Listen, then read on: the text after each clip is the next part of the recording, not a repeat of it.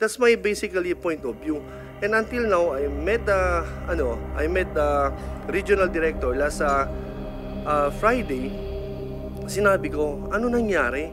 Sabi niya, wala talaga. Sabi ko, please come here, nandito sa payout. Pumunta kayo dito. Wala naman pumunta. So, pumunta yung staff niya, pero hindi pumunta si RD.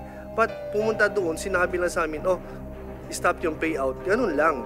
But then after that, Madam Chair, sabi ko, I have to go and clarify with the regional director, ano ba talaga? At least he has to explain it to the people of Zamboanga City. Hindi pa pwede na lang na stop yung payout, walang dahilan. But basically, let us not drag things into, nung nag-file lang ako, kinancel lahat ng pondo ko. Sabi ko, wag naman sana daw ganun kasi itong pera na to binibigay sa mga Pilipino. Hindi to pera ng mga magulang nila. Pera to ng taong bayan. This is taxpayers' money. So I really stand for it. And that's my thing. Hindi pa pwede iwanan natin yung taong bayan ng ganun. Because that is the program of our beloved President Bongbong Marcos and our Speaker of the House, Martin Romualdez.